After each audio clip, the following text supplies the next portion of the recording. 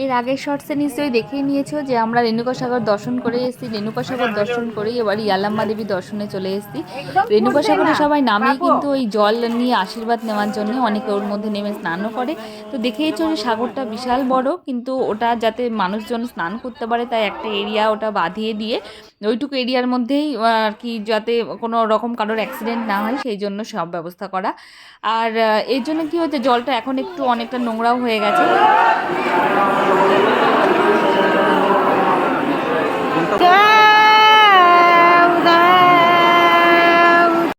আর এখন আমরা ইয়ালাম্মা দেবী দর্শনের জন্য এইভাবে লাইন দিয়েছি। আর দেখেইছো এখানে উদো উদো বলে যে গানটা করছে, আমরা যেভাবে মন্ত্র করে গান করি, এটা এখানে কন্নড়ে মানুষজন এইভাবেই সাউন্ড করে। সব সাউন্ডের মানে আমি জানি না।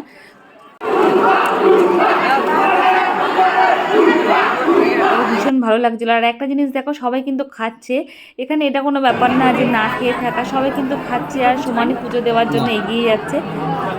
আর এখানে এত গরম লাগছিল না, ধারোয়ারে কিন্তু এখন হালকা ঠান্ডা, এখানকার ওয়েদার সবসময় হালকা ঠান্ডা থাকে, কিন্তু এইখানে পাহাড়ের ওপরে অথচ এত গরম যে মোহন পুরো দরদর করে ঘামতে শুরু করে দিয়েছে, যার জন্য জামাটা আমি ছড়িয়ে দিয়েছি। আর এই আমাদের পুজো দেওয়া এখন হয়ে গেছে, এখন আমরা আস্তে আস্তে আবার দেখো সিঁড়ি ভেঙে ওপরে উঠছি।